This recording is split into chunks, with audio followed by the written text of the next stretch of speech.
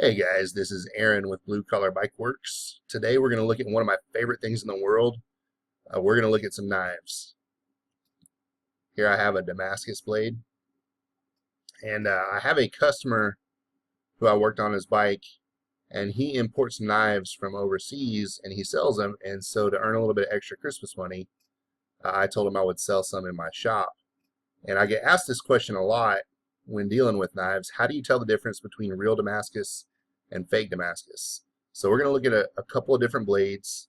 I'm going to show you some tips and pointers on how to tell the difference between real Damascus and fake Damascus.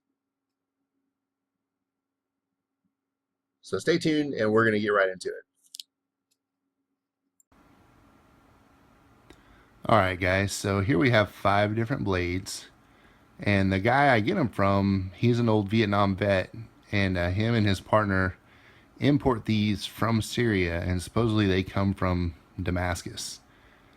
They order a couple hundred at a time, and they never know exactly what they're going to get. And what I've noticed as I've been selling them for the last 2 or 3 weeks is none of them are the same. They're all a little bit individually different.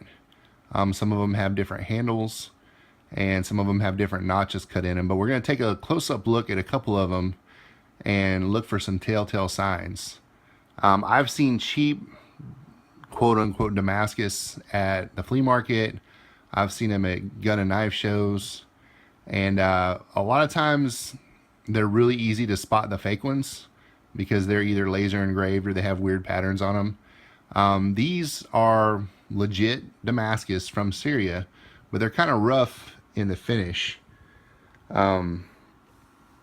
The handles are a little bit rough, and some of the cuts on the blades are a little rough.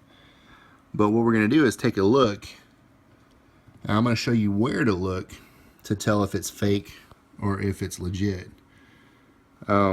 This one is a Bowie, and it's really nice. And like I said, most of the handles, I haven't seen one yet that is the same.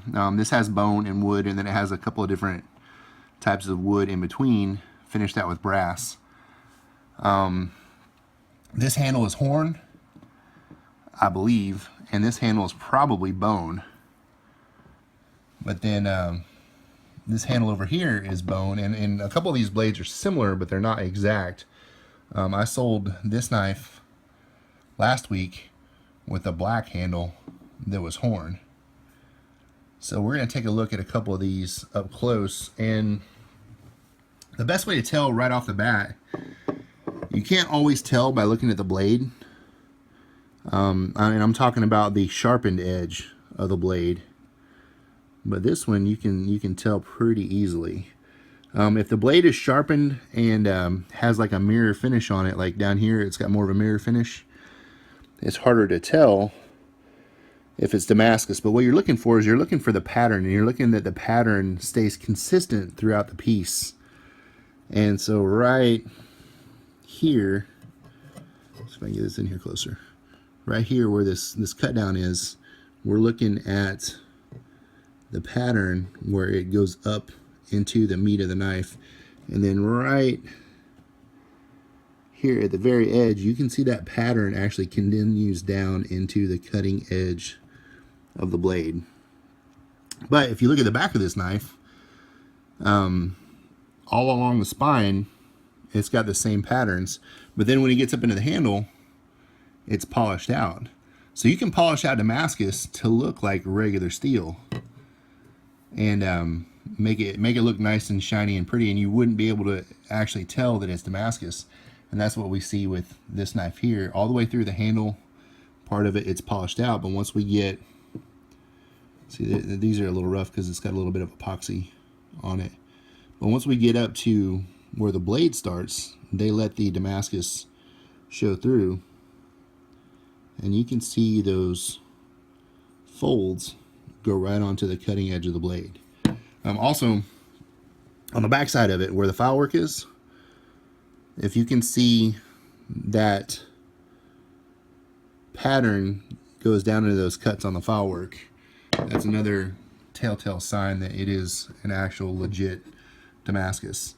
This one is not really polished on the back, but it's, you can see the indentations on it, and then this one has file work in the back of it. So the back side of it is polished out, but then in the file marks on the back of the blade, you can see the actual Damascus folds in there, and they are the same pattern all the way through.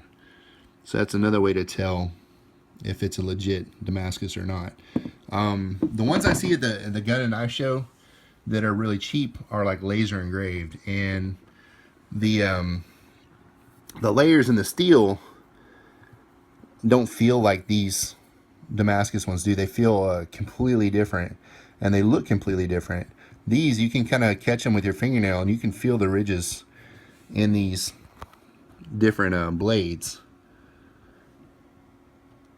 But you can see where that pattern follows all the way through. So you can see the same striations here all the way up into here, and they all run together and they all match. If it was like an acid etched knife or a laser engraved knife, it wouldn't really look like that. It would look more like a weird looking pattern.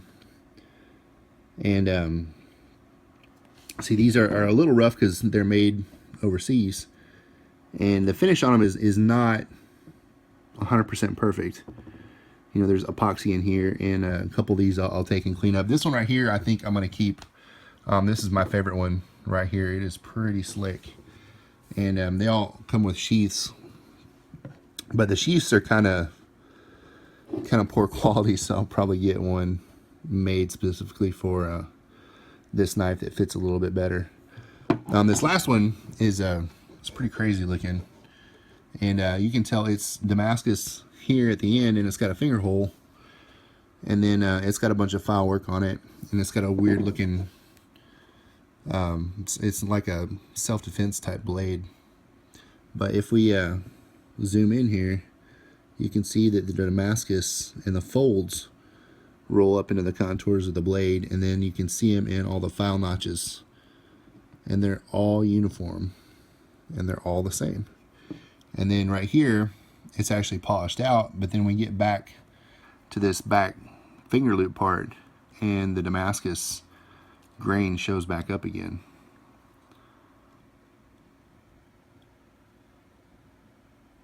So these knives actually, if you were to take them and take some really super fine sandpaper, like 2000, 3000 grit, you could rework some of these handles and clean them up a little bit, smooth them out, and you'd have a fantastic blade. The price put on these is pretty good. We're selling them for $150 a piece, and that comes with a sheath.